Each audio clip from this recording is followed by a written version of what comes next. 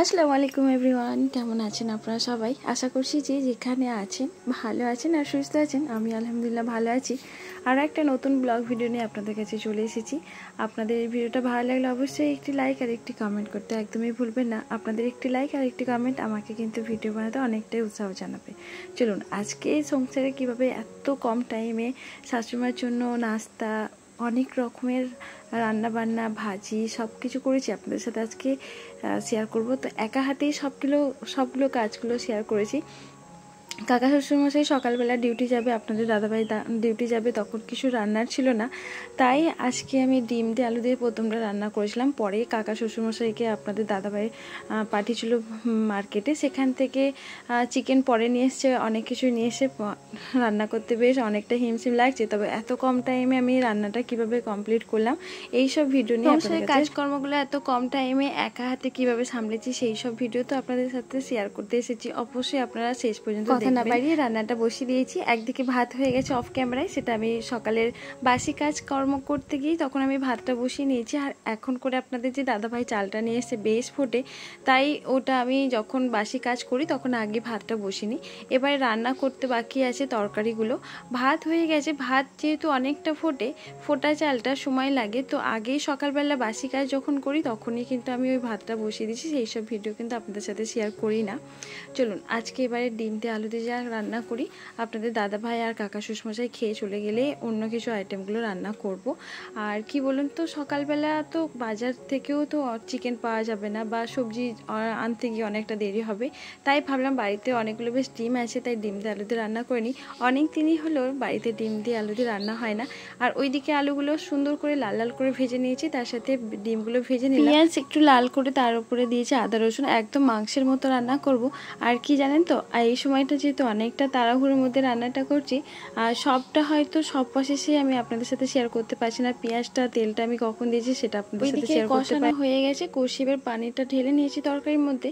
আর বাজে তখন ঘড়িতে প্রায় 8:45, আর 15 মিনিটের মধ্যে আমাকে রান্নাটা প্রায় কমপ্লিট করতে হবে। পানিটা যখন আমি আলুর মধ্যে দিয়েছিলাম তার ঠিক 10 মিনিট পর যখন পানিটা, তরকারির যে ঝোলটা, পানি বলতে যে ঝোলটা যখন ফুটে উঠেছে তখন আমি কিন্তু ভাজা ডিমগুলো দিয়ে নিলাম। আর বাড়ির মধ্যে ডিম আলুটা খুব বেশি ভক্তি করে না, যখন কিছু রান্না না থাকে তখন এটাই করতে হয়। আর কি বলুন তো, বাড়ির যে ছেলে একদমই পছন্দ করে না। ওর যখন চিকেনটা পছন্দ হবে, খুবই চিকেনটা ভালো, আর ডিম আলু মাছ এইসব রান্না করলে পারে ও একদমই পছন্দ করে না, খুব নাকি কান্না করে। তো সব রকম খাওয়াটাই আমি বলি, ওকেই বলি যে সব রকম খাও বাবু, খাও, খেলে পারে শরীর সুস্থ থাকবে, ভালো থাকবে, হেলদি থাকবে। তো তারপরেও কে শোনে, তো বাচ্চা মানুষ, অল্প বয়স, তাই বোঝে না। যাই হোক, ওইদিকে রান্না কমপ্লিট হয়ে গেছে, আর এদিকে শাশুড়িমার জন্য আমি হাত সেমাই করব। আর এই যে হাত সেমাইটা আমি করছি চালের গুঁড়ি থেকে। আর কি জানেন তো, এটা আমি যেরকম পছন্দ করি আমাদের বাড়িতে সবাই পছন্দ করে। তো শাশুড়িমা শাশুড়ি মা তো অনেকটাই পছন্দ করে, তার সাথে আপনার দাদাভাইয়ের খুব ফেভারিট, প্লাস আমারও অনেকটাই বেশ ভালো লাগে। কি জিনিস জানেন, যখন কেউ বাড়িতে আত্মীয় আসে তখনই দেখবে এই ঝামেলার জিনিসগুলো কিন্তু অনেকটা সময়ের মধ্যে লাগলেও কিন্তু ঠিক করে খাওয়া হয়, আর অন্যান্য টাইমে একদমই হয় না। তাই বাড়িতে কেউ আসলে এই রকম টাইপের খাবার রান্না, একদম গ্রামীণ খাবার এটাকে বলতে পারেন, একদম গ্রাম্য খাবার। তো এগুলো রান্নার জন্য আমার বেশ নেশা লাগে, ঝোঁক লাগে বলতে পারেন। আর ওইদিকে কিন্তু সেমই যখন আমি করছিলাম একা হাতে, নিজের হাতে, তখন কিন্তু আমি এইদিকে আমল দুধ দিয়ে পানিটা অলরেডি ফুটতে দিয়েছিলাম। এই সবসময় খেয়াল রাখতে হবে এই যে পানিটা অবশ্যই যেন ফুটে, তারপরে কিন্তু আপনারা হাত সেমাইটা দেবেন। অবস্থায় গরম মশলা আর তেজপাতা দিলে খুবই ভালো হতো। আর কি বলুন তো, আমি তারপরে একটা জিনিস খেয়াল রাখতে হবে, এটা কিন্তু বেশি ফোটানো যাবে না, যেহেতু চালের গুঁড়ি একটু কাঁচা কাঁচা টাইপের থাকে, এক ফুটেতেই বন্ধ করে দেবেন। আর পরিমাণ মতো আপনারা দেবেন চিনি, তার পরিমাণের মতো দেবেন একটু লবণ, এটা চিনিটাকে ব্যালেন্স করার জন্য। আর হয়ে আসার মুখেতে আপনারা কিন্তু নারকেল দেবেন, খেতে কিন্তু অনেকটা দুর্দান্ত হয়, অনেক সুন্দর হয়। চলুন, ঘড়িতে বাজে তখন প্রায় 10টা-15। ডেকে বললাম আসুন এবার খেয়ে নিন, কারণ অনেকটা বেলা হয়ে যাচ্ছে। উনি টাইম মতোই খান সব কিছু, যেহেতু ওনার অনেক রকমের ওষুধ চলে, প্রেশার, হাই প্রেশারের, আর অনেক কিছু নার্ভের ওষুধ চলে, তো সেই জন্য উনি টাইম মতোই কিন্তু খাবারগুলো ওগুলো খান। আর যখন 10টা 15 বেজে গেছে তখন ওনাকে আমি ডেকে দিয়ে দিলাম। আর দেখতে কেমন লাগছে দেখতে কিন্তু অনেকটা সুন্দর যেরকম, আর খেতে অনেক টেস্টফুল হয়েছিল। আর আপনাদের দাদাভাই এসে তো অনেক নাম করছে, বলছে খুব ভালো হয়েছে, তবে এরকম আবার করে দিও। আর আজকের মেনুতে আপনাদের সাথে কিভাবে রান্না করেছি সবটা আপনাদের সাথে শেয়ার করতে পারি না, যেগুলো রান্না করছি আপনাদের সাথে শেয়ার করছি। তবে কিন্তু কি বলেন তো, সব কাজগুলো মানে ক্যামেরা সেটিং করে করতে গেলে মনে হয় আমার অনেক সময় লাগবে, ঠিক সময় মতো খেতে দিতে পারবো না। কারণ শাশুড়িমা যেহেতু অনেকটা রোগী মানুষ, উনি ওষুধ খায় সময় মতো। এটা চিকেন রান্না করেছি, চিকেন কষা।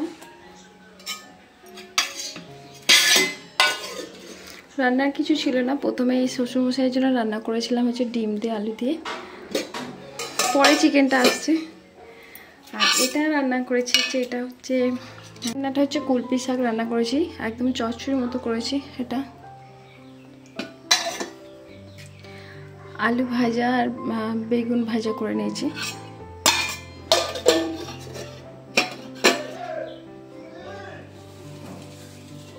সব একসাথে গুছিয়ে রাখলাম হালকা করে। এটা হচ্ছে নিয়েছি উচ্ছে ভাজা। আর এখানে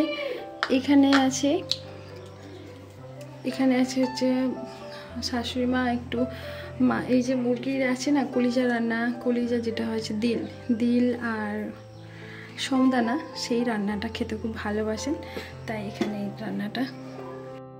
আজকে দুপুরে কি মেনুতে ছিল সবগুলো আপনাদের সাথে শেয়ার করে ফেললাম। সব কিন্তু একা হাতেই রান্না করেছি কমপ্লিট। তো যাই হোক, চলুন এবারে কিন্তু বাড়ির সমস্ত কাজ পড়ে আছে। তবে হ্যাঁ, এদিকে কিচেনে রান্না করতে গিয়ে ওই দিকের কাজগুলো একদমই হয় না, যেরকম ওপরের রুমগুলো বিছন পর্দাগুলো একদমই তোলা হয় না। কি বলুন তো, একা মানুষ কোন দিকে যাব। এবারে রান্না করার পর যে এঁঠোগুলো বার হয় ওগুলোকে আগে ভাবলাম মেজে নিয়ে আসি, অনেকটা বেলা হয়ে যাবে। আর এই সময়টা বৃষ্টিও কমেছে, কারণ এখন তো মৌসুম প্রচুর বৃষ্টি হওয়ার ফলে না আমি বাইরে যেতে পারছিলাম না, তাই ভাবলাম যেহেতু বৃষ্টি হচ্ছে তো বাইরে থেকে। বলুন তো, আমি কিন্তু আর বেসিনে বাসন মাজি না, কারণ আপনাদের দাদাভাই আমাকেও মানাও করেছে।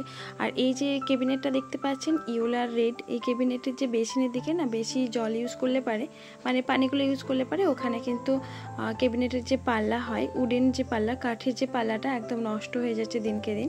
তাই আপনাদের দাদাভাই আমাকে একটা পুকুর পাড়ে এই যে মানে কলটা করে দিয়েছে।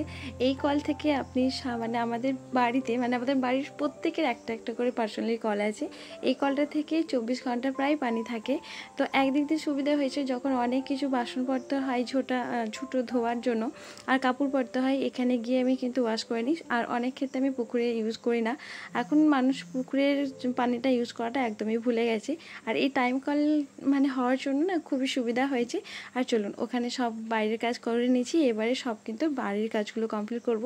অনেকগুলো কাপড় উঠানো ছিল, কিন্তু কাল রাতিতে একদমই মানে ভাঁজ করতে পারি না, তাই আজকেই ভাবলাম ভাঁজ করে নিই।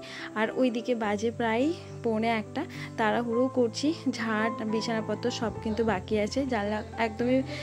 আর কি বলুন তো, সকালবেলা একটু বেলা করে, যেহেতু বৃষ্টি হচ্ছে, বাবুটা অনেক বেলা করে ঘুমিয়েছিল, তাই বিছানাপত্র সকালবেলা একদম ঠিক করে উঠতে পারে না। তাই সব কাজ নিচে থেকে সব কাজ মানে ঠিক করেই তারপরে উপরে উঠলাম। বেশ বেলা হলো, কি করব বলুন, একদিকে গেলে তো একদিকে হয় না। তার সাথে শাশুড়ি মা আছে, তো সেই জন্য তো অনেকগুলো রান্না, তারপর ওনার জন্য যে নাস্তা, এইসব করার জন্য না হয় না। তো চলুন, ফাইনালি চলে এসেছি বাড়ির কাজগুলো গোছাতে, বিছানাপত্রগুলো ঠিক করতে। আর একা মানুষ কোন দিকেই বা যাবো বুঝতেই তো পারছেন, এক এক করে ক্লিন করে নিলাম। আর আমার যে ফুলদানিটা আপনাদের সাথে শেয়ার করব, কি বলুন তো, ফুলদানিটা হচ্ছে খুবই সুন্দর। আর কয়েকদিন আগে আপনাদের সাথে ভিডিও শেয়ার করেছি, এই যে ছোট ছোট যে আর্টিফিশিয়ালগুলো কিনে নিয়ে এসেছি, ওইগুলো কিন্তু আমি দোকান থেকে এক্সট্রা আলাদা করে যে স্ট্যান্ডে এক্সট্রা অ্যাড করেছি, তাতে কিন্তু ফুলদানিটার লুকটাই আলাদা চেঞ্জ হয়ে গেছে। তো আপনাদের সাথে শেয়ার করছি, আপনারা কেমন লাগছে অবশ্যই জানাবেন।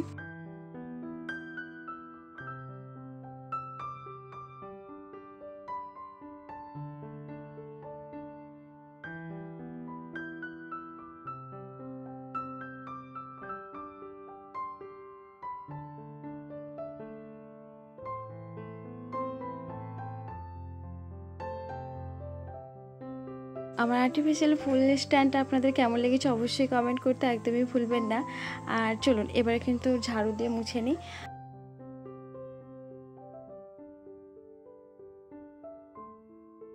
অবশ্যই আমার ভিডিওটা শেষ পর্যন্ত দেখে একটা সুন্দর করে গঠনমূলক কমেন্ট করবেন। আমার ভিডিও আপনাদের কীরকম লাগে অবশ্যই একটা কমেন্ট করতে একদমই ভুলবেন না। আপনাদের একটি কমেন্ট, একটি লাইক আমাকে ভিডিও বানানোর অনেক উৎসাহ জানায়। তবে আজকাল কি জানেন তো, আমার ভিডিওর ভিউজটা অনেকটা ডাউন, আর আপনাদের ভালোবাসায় আমি মনে করি যে আমার ভিডিও ডাউন নিয়ে আমি একদমই মন খারাপ করি না। তবে একদিন অবশ্যই আমার সব কিছু প্রবলেমগুলো সলভ হবে, যেহেতু আপনারা আমার পাশে আছেন। আপনাদের মানে দোয়া, আপনাদের যে সাপোর্ট অবশ্যই আমাকে একদিন আগিয়ে তুলবে, এটাই আমি শুধু আশায় থাকি।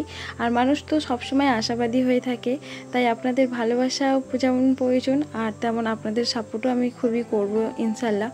তো যাই হোক, চলুন আমি রুমগুলো আমি ক্লিন করে ঝাড়ু দিয়ে এবার একটু মুছে নেওয়ার চেষ্টা করছি। আর আপনার ভিডিওটা অবশ্যই আপনারা শেষ পর্যন্ত দেখতে থাকুন। আপনাদের ভিডিও যদি আমার কোনো অংশে ভালো লেগে থাকে অবশ্যই একটা সুন্দর করে কমেন্ট করবেন। আর হ্যাঁ, অনেক বন্ধুদের ভিডিও আমার দেখা হচ্ছে না, হ্যাঁ আপনারা অবশ্যই মন খারাপ করছেন, চিন্তা করবেন না, আমি অবশ্যই আপনাদের ভিডিও দেখিয়ে দেবো। আপনাদের কমেন্ট ধরে ধরে আপনাদের পরিবারে গিয়ে পৌঁছে যাব, চিন্তা করবেন না। একটু ব্যস্ততার মধ্যে থাকার জন্য আপনাদের ভিডিওগুলো ঠিক মতো হয়তো আমি দেখতে পাচ্ছি না। আপনারা অবশ্যই কমেন্ট করতে একদমই ভুলবেন না। আপনাদের কমেন্ট ধরেই কিন্তু আপনাদের পরিবার যেতে আমার অনেকটা সুবিধা হবে। চলুন আপনারা শেষ পর্যন্ত ভিডিওটা ওয়াচ করে নেবেন, আর পারলে অ্যাডটা আপনারা দেখে নেবেন, অ্যাডটা অবশ্যই স্কিপ করবেন না। আপনাদের কাছে এই রিকোয়েস্টটা আমি তো করতেই পারি। আর এই দিকে আমার সব কিন্তু রুমগুলো ক্লিন হয়ে যাওয়ার পর গোসল কাজটা সেরে নিয়েছি। এবারে শাশুড়ি মাকে খেতেও দিয়েছি, শাশুড়ি মাকে খেতে দিয়ে আমি কিন্তু রুমগুলো ক্লিন, আমারও গোসল প্রায় কমপ্লিট হয়ে গেছে। আর আমার জন্য আপনাদের দাদাভাই ওয়েট করে আছে, উনি চলে এসেছে, তখন বাজে প্রায় 1:30।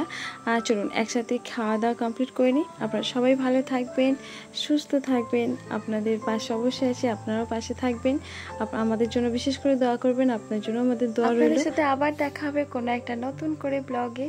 আপনারা ততক্ষণ সবাই ভালো থাকবেন, সুস্থ থাকবেন। আল্লাহ হাফেজ।